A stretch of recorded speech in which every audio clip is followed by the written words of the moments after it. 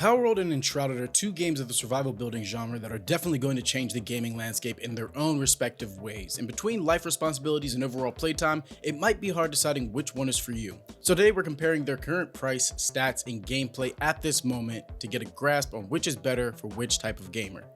Both of these games are in early access, so for the most part it's an even playing field of comparison, conceding that neither game is 100% complete, but both available to play and already picked up by many. Looking at the price point, both games are asking for an extremely reasonable $29.99 on Steam, which is not only incredibly fair, but also reminiscent of simpler times of buying games. I mean, the last time we got such good games for this low of a price was early 2000s, and games such as Pokemon Fire Red and Zelda's Wind Waker were still above a $30 price point.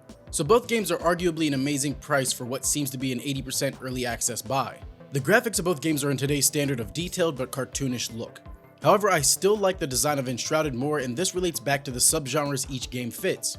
Now again, technically both of these games are survival builders, however you'll notice they both have subgenres relating to more popular game styles. Palworld being more reminiscent to monster catchers such as Ark or Pokemon or even Monster Hunter, and where most recognize it as a Pokemon copy, it's actually a perfect mesh of if Ark and Pokemon had a child. You get the monsters having work utility from Ark mixed with the design, battles, and mechanisms of an open world Pokemon game such as Legends of Arceus. Enshrouded again is a survival builder, except it's closer to Skyrim and Elden Ring.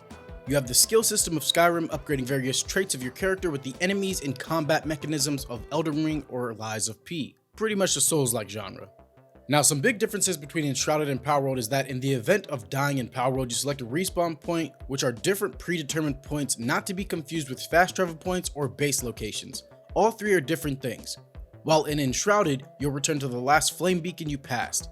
Flame beacons are similar to Sites of Grace in Elden Ring, except they're only active once you pass them one at a time, and they aren't fast travel locations.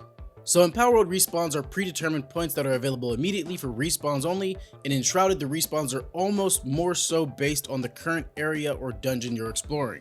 Now let's talk about the building mechanics. Both games allow you to harvest materials for building and crafting around you, and both have an abundance. However, in Palworld, it's required that you find the resources in bulk and mine it in the form of ore veins or specifically marked blocks of stone, while in Enshrouded, the entire world is pretty much harvestable.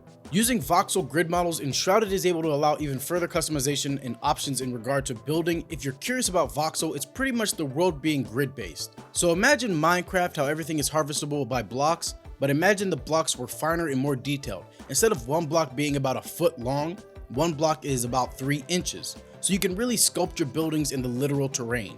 The big elephant in the room is that in Palworld, you'll be able to automate a lot of your building using pals, since they do the building and can even assist in crafting for you while you go explore. While in Enshrouded, you have to harvest things yourself. However, the actual feel of travel and the harvesting itself is a lot easier and more comfortable in Enshrouded. In simple terms, in Palworld you have help gathering items, while in Enshrouded you don't really need the help because you can gather anything anywhere, and getting to it is part of the fun since your character feels fast.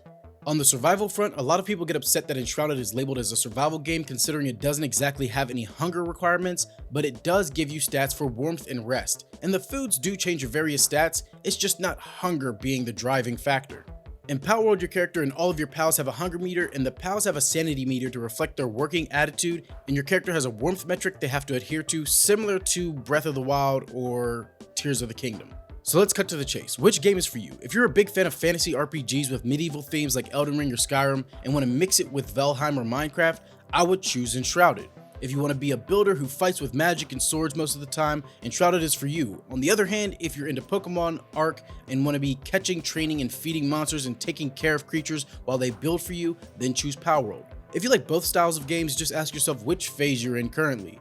I bought both because I like both, and I've played more Palworld because it is fun, but my soul, when it's just me, no content creation, I think I'd actually choose Enshrouded for it, because it's quiet, simple, but challenging when it comes to the fights. I mean, I was honestly getting frustrated at times, and the exploration is pretty nice.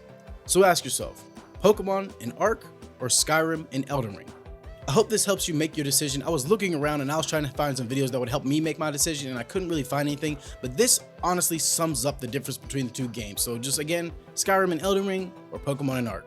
Much love, as always. Be safe out there.